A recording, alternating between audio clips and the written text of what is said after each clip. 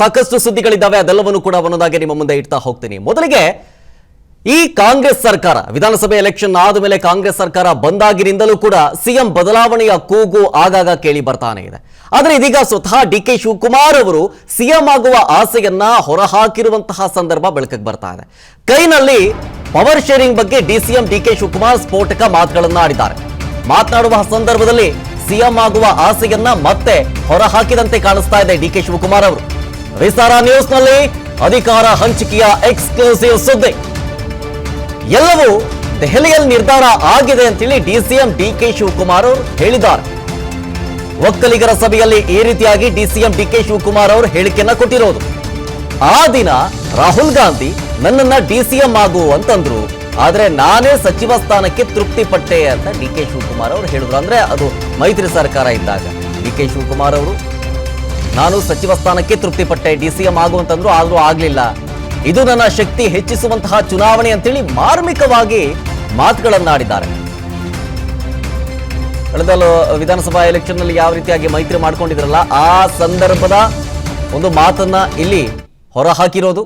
ಆ ಸಂದರ್ಭದಲ್ಲಿ ನನಗೆ ಡಿಸಿಎಂ ಆಗುವಂತಂದ್ರು, ಆದ್ರೆ ನಾನು ಒಪ್ಪಲಿಲ್ಲ, ನಾನು ಸಚಿವ ಸ್ಥಾನಕ್ಕೆ ತೃಪ್ತಿ ಪಟ್ಕೊಂಡೆ, ನಾನು ಅವ್ರನ್ನ ಸಿಎಂ ಮಾಡಿದೆ, ಅಂದ್ರೆ ಕುಮಾರಸ್ವಾಮಿ ಅವ್ರನ್ನ ಸಿಎಂ ಮಾಡಿದೆ ಅಂಥೇಳಿ ಡಿಸಿಎಂ ಡಿ.ಕೆ. ಶಿವಕುಮಾರ್ ಅವರು ಮಾತನಾಡುವಂತಹ ಸಂದರ್ಭದಲ್ಲಿ ಸಿಎಂ ಆಗೋ ಆಸೆಯನ್ನ ಮತ್ತೊಮ್ಮೆ ಹೊರಹಾಕದಂತೆ ಕಾಣಿಸ್ತಾ ಇದೆ. ಅಂದ್ರೆ ಈ ಚುನಾವಣೆ ನನ್ನ ಶಕ್ತಿಯನ್ನ ಹೆಚ್ಚಿಸುವಂಥದ್ದು ಅಂಥೇಳಿ ಒಂದು ರೀತಿಯಾಗಿ ಮಾರ್ಮಿಕ ನುಡಿಯನ್ನ ಆಡಿರೋದವರು. ಸಾಕಷ್ಟು ಸುದ್ದಿಗಳಿದ್ದಾವೆ, ಅದೆಲ್ಲವನ್ನು ಕೂಡ ಒಂದೊಂದಾಗಿ ನಿಮ್ಮ ಮುಂದೆ ಇಡ್ತಾ ಹೋಗ್ತೀನಿ. ಮೊದಲಿಗೆ ಈ ಕಾಂಗ್ರೆಸ್ ಸರ್ಕಾರ ವಿಧಾನಸಭೆ ಎಲೆಕ್ಷನ್ ಆದ ಮೇಲೆ ಕಾಂಗ್ರೆಸ್ ಸರ್ಕಾರ ಬಂದಾಗಿನಿಂದಲೂ ಕೂಡ ಸಿಎಂ ಬದಲಾವಣೆಯ ಕೂಗು ಆಗಾಗ ಕೇಳಿ ಬರ್ತಾನೆ ಇದೆ. ಆದರೆ ಇದೀಗ ಸ್ವತಃ ಡಿ.ಕೆ. ಶಿವಕುಮಾರ್ ಅವರು ಸಿಎಂ ಆಗುವ ಆಸೆಯನ್ನ ಹೊರಹಾಕಿರುವಂತಹ ಸಂದರ್ಭ ಬೆಳಕಿಗೆ ಬರ್ತಾ ಇದೆ. ಕೈನಲ್ಲಿ ಪವರ್ ಶೇರಿಂಗ್ ಬಗ್ಗೆ ಡಿಸಿಎಂ ಡಿ.ಕೆ. ಶಿವಕುಮಾರ್ ಸ್ಫೋಟಕ ಮಾತುಗಳನ್ನ ಆಡಿದ್ದಾರೆ. ಮಾತನಾಡುವ ಸಂದರ್ಭದಲ್ಲಿ ಸಿಎಂ ಆಗುವ ಆಸೆಯನ್ನ ಮತ್ತೆ ಹೊರಹಾಕಿದಂತೆ ಕಾಣಿಸ್ತಾ ಇದೆ ಡಿ.ಕೆ. ಶಿವಕುಮಾರ್ ಅವರು. ವಿಸ್ತಾರ ನ್ಯೂಸ್ ನಲ್ಲಿ ಅಧಿಕಾರ ಹಂಚಿಕೆಯ ಎಕ್ಸ್ಕ್ಲೂಸಿವ್ ಸುದ್ದಿ.